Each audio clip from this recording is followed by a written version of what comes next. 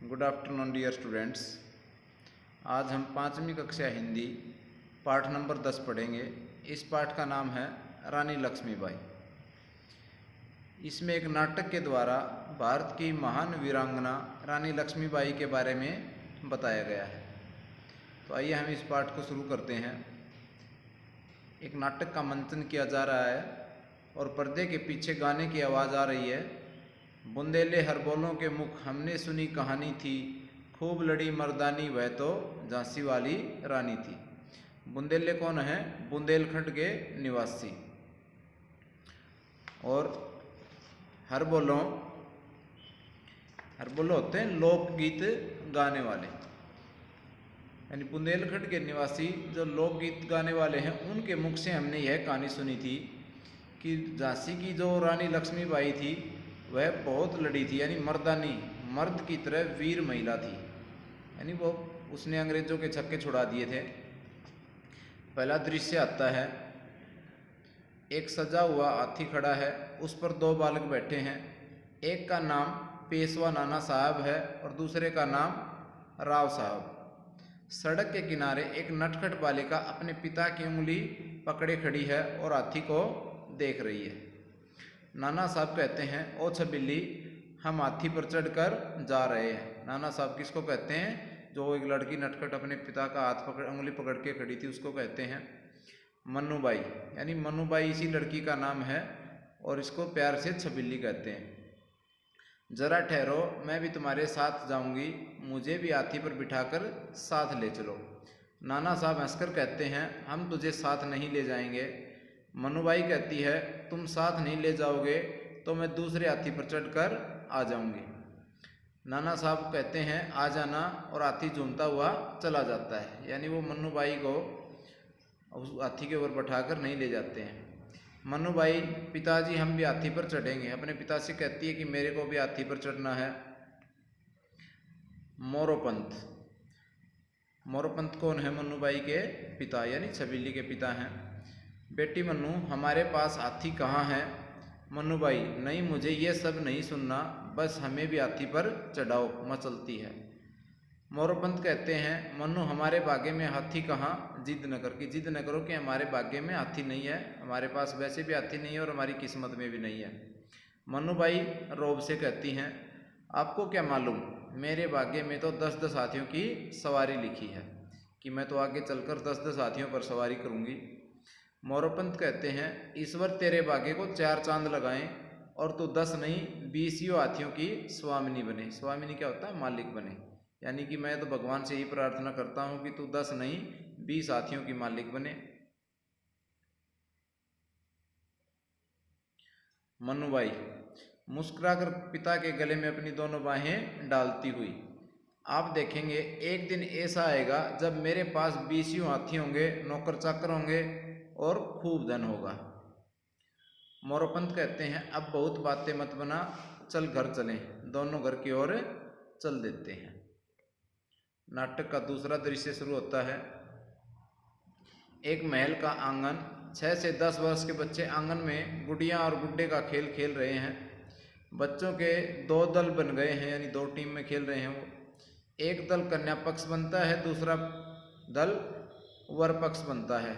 गुड्डे गुड़िया का विवाह जो करना है वही पास से मन्नूबाई जा रही है, यानी बच्चे खेल रहे हैं और गुड्डे और गुड़िया की शादी करवा रहे हैं, विवाह करवा रहे हैं। मोरोपंत कहते हैं, अब बहुत बातें मत बना, चल घर चलें। चंपा, मन्नू इधर आना, यानी चंपा जो उन बच्चों में खेल रही है वो लड़की किसको बुलाती है? मन्नूबाई को बुलाती है। मन्नूबाई, कहो क्या कहना चाहती हो? चंपा कहती है कि हम गुड्डे गुड़िया का विवाह करेंगे, बाजे बजेंगे, प्रीति भोज होगा, बताओ तुम किस और शामिल होना चाहोगी?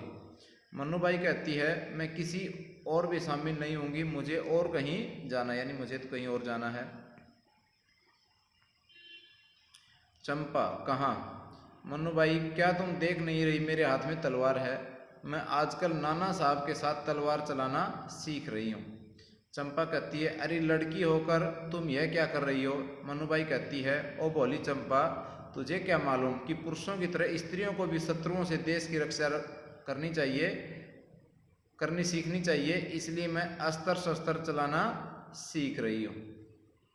अस्त्र क्या होता है कि जो हाथ से फेंक कर चलाने, जो फेंक कर चलाने वाला हथियार होता है, और शस्त्र होता है हाथ में पकड़ कर चलाने वाला हथियार। सुंदर, तो क्या तुम शत्रु के साथ लड़ोगी? सुंदर उसकी एक और वहाँ पे एक लड़की खेल रही, वो क्या कहती है कि क्या तुम दुश्मन से लड़ोगी? मनुबाई कहती है लड़ूंगी ही नहीं, उसे शत्रुता का ऐसा मजा भी चखा दूंगी, देखना एक दिन सारे शत्रु सिर पर पैर रखकर भाग जाएंगे। यानी मैं उन सभी को खत्म भी कर दूंगी और उनको हमारे देश से भगा दूंगी। सुंदर कहती है तो क्या तुम शत्रु के साथ लड़ोगी? मन्नूबाई, क्या तूने मुझे यूं ही समझ रखा है? मैं तो हूँ ही बहादुर की, मैं बहुत बहादुर हूँ और मैं दुश्मन से ज़रूर लड़ूंगी। चंपा कहती है तब तुम जाओ, तुम्हारे हमारे रास्ते अलग अलग हैं कि हम गुड्डे गुड्डियों से खेल लेंगे और तुम तलवार से खेलोगी, तो हमारे रास्ते अलग हैं। मन्नूबाई, जा रही हूँ और कह देती हूँ कि यदि तुम भी अस्त्र शस्त्र चलाना सीख लोगी तो अच्छा रहेगा। मन्नूबाई तेजी से तलवार घुमाती हुई प्रसन्न मुद्रा में चली जाती है, यानी खुश होकर वहाँ से तलवार को घुमाते हुए चली जाती है।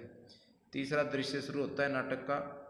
युद्ध का मैदान है, एक और अंग्रेज लेफ्टिनेंट व सेना की टुकड़ी तथा दूसरी ओर लक्ष्मीबाई, नाना साहब और कुछ अन्य योद्धा दिखाई दे रहे हैं, यानी सीधा युद्ध की लड़ाई है।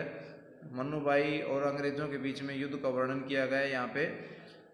सूत्रधार, हुई वीरता की वैभव के साथ सगाई झांसी में, ब्याह हुआ रानी बनाई लक्ष्मीबाई झांसी में, इनकी गाथा छोड़ चले हम झांसी के मैदानों में, जहाँ खड़ी है लक्ष्मीबाई मर्द बनी मैदानों में। यानी जो मन्नू नाम की जो छोटी लड़की थी वो क्या होता है कि बड़ी हो जाती है और उसकी झांसी में शादी हो जाती है और झांसी के जो राजा थे उनकी मृत्यु हो जाती है। उसके बाद रानी लक्ष्मीबाई जो है एक मर्द की तरह वीर महिला मैदान में अंग्रेजों के साथ लड़ाई करने के लिए खड़ी हुई हैं। लक्ष्मीबाई कहती हैं नाना साहब आप सेना को लेकर बाईं ओर से शत्रुओं पर आक्रमण कीजिए। नाना साहब कहते हैं तुम कहाँ रहोगी? लक्ष्मीबाई कहती हैं आप मेरी चिंता मत करो, जाओ शत्रु पर टूट पड़ो, यानी दुश्मनों पर हमला कर दो। नाना साहब आज शत्रु सावधान है, तुम भी सजग रहना। सजग क्या होता है? सावधान रहना, मैं चलता हूँ। प्रस्थान, प्रस्थान यानी नाना साहब वहाँ से चले जाते हैं। लक्ष्मीबाई, राव साहब आप दाईं ओर से शत्रुओं को घेर लो, किसी शत्रु को जीवित मत छोड़ना, यानी आज सभी को मार दो, किसी को भी जिंदा मत छोड़ो। राव साहब कहते हैं आज ऐसा ही होगा, आप चिंता न करें महारानी। प्रस्थान, और यह कहकर राव साहब भी वहाँ से चले जाते हैं। लक्ष्मीबाई, आज तुम दामोदर राव की रक्षा करना और देखना मेरे शरीर को कोई हाथ न लगा सके, मैं चलती हूँ। प्रस्थान, यह कहकर वहाँ से रानी लक्ष्मीबाई भी चली जाती है। पर्दे के पीछे से तलवारों की कटकट की आवाज़, हाय मरा, ओह यह रानी है या मौत, पानी पानी, आह अरे कोई है बचाओ, तुम्हारी करनी का यही परिणाम है कायर। यानी इस प्रकार की आवाज़ें आती हैं। रानी लक्ष्मीबाई की तलवार जो है वो इतनी तेज़ी से चल रही है कि दुश्मन जो है वो पानी मांग रहा है उसके सामने, यानी डर गए हैं, उनको मार दिया है, किसी को काट दिया है। मंच पर मुंह में लगाम और दोनों हाथों में तलवारें लिए रक्त से लथपथ रानी का आगमन। तभी क्या होता है कि मंच के ऊपर रानी लक्ष्मीबाई का आगमन होता है। उन्होंने अपने मुंह में तलवार पकड़ रखी, वो मुंह में लगाम पकड़ रखी है और हाथों में तलवार है और उनके शरीर जो है वो खून से भरा हुआ है।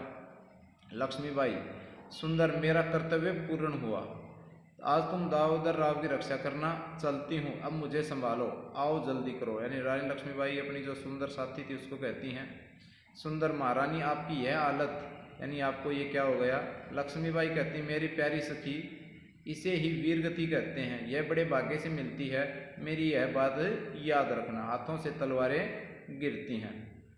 सुंदर आगे बढ़कर रानी को अपने हाथों में संभालती हुई, घबराओ मत, माँ आपके शरीर को किसी शत्रु को छूने नहीं दूंगी। लक्ष्मीबाई, मातृभूमि की जय। और क्या होता है? वो अपने प्राण त्याग देती हैं।